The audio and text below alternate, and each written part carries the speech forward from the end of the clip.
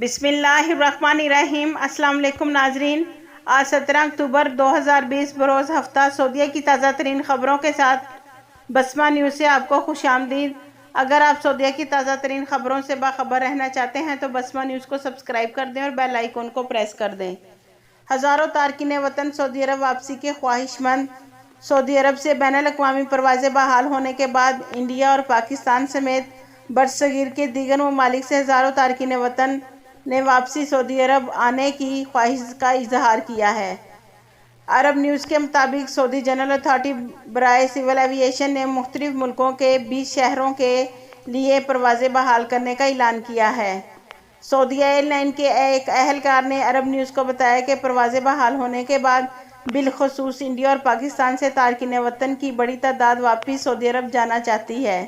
Year lines کے اہلکار کے مطابق سعودی عرب میں مقامی پروازوں کے ذریعے سفر سے قبل کورونا کا ٹیسٹ کروانے کی ضرورت نہیں، تاہم پرواز کے دوران سماجی فاصلے رکھنے کے باعث ایئر لائنز کے آپریشنز متاثر ہوئے ہیں۔ جہازوں کی مکمل صفائی اور جراثیم سے محفوظ کرنے کے لیے سعودی ایئر لائنز الٹرا وائلٹ سے لائٹ طریقہ کار اپنا رہی ہے۔ ایئرپورٹس کے تمام ہالز اور کمروں کے لیے جہازوں کو ہر پرواز کے بعد جراثیم سے پاک کیا جا رہا ہے۔ کورونا وائرس کی عالمی وبا کے بعد دیگر ممالک کی طرح سعودی عرب نے بھی بین الاقوامی پروازوں پر پابندی عائد کر دی تھی۔ 6 ماہ کے تعطل کے بعد پہلے مرحلے کی 15 ستمبر سے جزوی طور پر بعض شہروں کے لیے پروازیں بحال کی گئی ہیں۔ سعودی وزارت داخلہ کے مطابق ہر قسم کی فضائی، زمینی اور سمندری سفری پابندیاں آئندہ سال 1 جنوری کے بعد سے اٹھا دی جائیں گی، تاہم اس حوالے سے حتمی تاریخ کا اعلان دسمبر میں کیا جائے گا۔ سعودی ایئر لائنز کی پرواز دنیا بھر میں 85 مختلف مقامات تک جاتی ہیں۔ ریاض میں لوٹ مار میں ملوث 5 رکنی گروہ گرفتار۔ سعودی عرب میں ریاض پولیس نے کہا ہے کہ سیکیورٹی فورس نے دارالحکومت میں لوٹ مار کرنے والے 5 رکنی گروہ کو گرفتار کیا ہے۔ ای ٹرانسپورٹ اپلیکیشن سے منسلک افراد کو دھوکہ دے کر طلب کر کے لوٹا جا رہا تھا۔ سعودی خبررساں ادارے SPA کے مطابق پولیس کے معاون ترجمان خالد القردیس نے بتایا کہ گروہ ایک سعودی شہری، چاڈ اور سوڈان کے 3 شہریوں اور افریقی ملک مالی کے 1 شہری پر مشتمل ہے۔ پانچوں عمر کے دوسرے عشرے میں ہیں اور لوٹ مار کے کئی وارداتیں کر چکے ہیں۔ ترجمان نے لوٹ مار کے واردات کا طریقہ کار بیان کرتے ہوئے کہا ہے کہ یہ لوگ ہوم ڈیلیوری سروس اور ٹرانسپورٹ اپلیکیشن سے منسلک افراد کو بہانے سے بلاتے، مطلوبہ مقام پر پہنچنے کے بعد انہیں ذکو-دوب کرتے اور ان سے نقد اور قیمتی اشیاء لوٹ لیتے تھے۔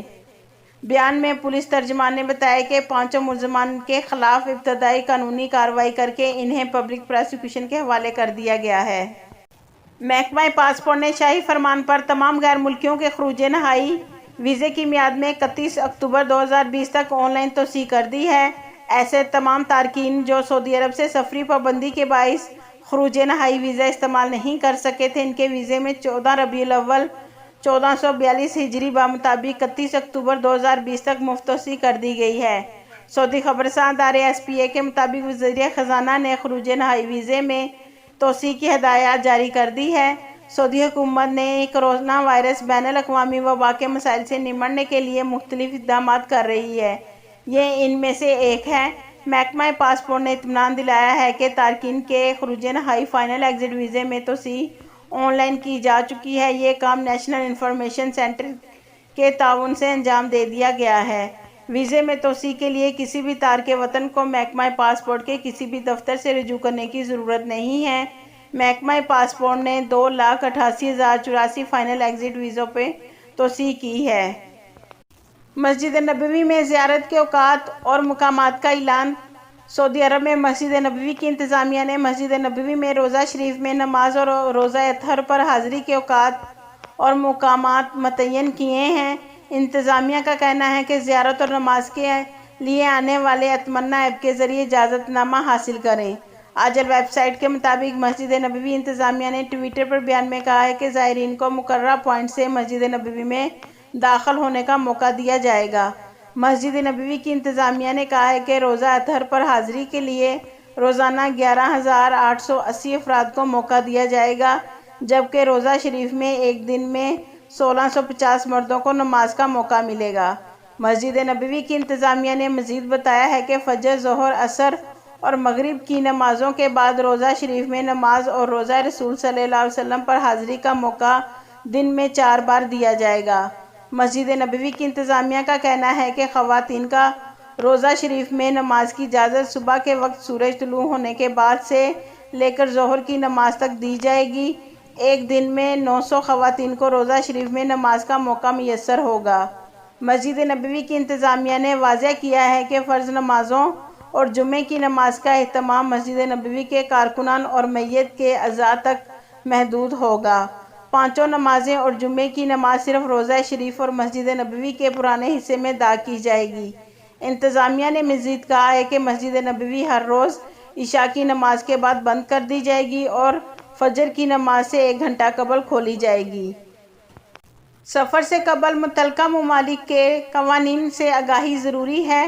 سعودی محکمہ پاسپورٹ نے کہا ہے کہ بیرون ملک سفر کے لیے ضوابط مسلسل تبدیل ہوتے جا رہے ہیں۔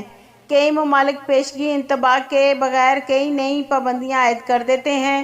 سعودی عرب سے سفر کرنے والے غیر ملکی اور سعودی شہری سفر سے قبل ان ملکوں کے قوانین و ضوابط کے بارے میں آگاہی حاصل کر لیں جہاں کا وہ سفر کرنے جا رہے ہیں۔ اخبار 24 کے مطابق محکمہ پاسپورٹ نے بیان میں کہا ہے کہ سعودی ایئرپورٹس، بندرگاہوں اور بری سرحدی چوکیوں سے مختلف ملکوں کا سفر کرنے والے سعودی اور غیر ملکی اس بات کا لحاظ رکھیں کہ وہ جس ملک کا سفر کر رہے ہیں اس کے قواعد و ضوابط پر وہ پورا اتر رہے ہیں۔ بیان میں کہا گیا ہے کہ بعض ممالک کورونا وائرس کو پھیلنے سے روکنے کے لیے متعدد پابندیاں لگائے ہوئے ہیں۔ ان کا احترام نہ کرنے والے سعودیوں اور غیر ملکیوں کا سفر منسوخ ہو سکتا ہے۔ اس کا بھی امکان ہے کہ انہیں متعلقہ ملک کے ایئرپورٹ پر پہنچنے کے بعد انہیں سعودی عرب واپس لوٹا دیا جائے۔ محکمہ پاسپورٹ کا کہنا ہے کہ GCC ممالک کا سفر پاسپورٹ کے بغیر ممکن نہیں ہوگا۔ ماضی میں شناختی کارڈ پر سفر کی اجازت تھی، اب نہیں ہے۔ عرب ممالک جانے والے سعودیوں کے پاسپورٹ کی کم از کم میعاد 3 ماہ اور دیگر ملکوں کے لیے کم از کم 6 ماہ ضروری ہے۔ سعودی شہری اس بات کی پابندی کریں۔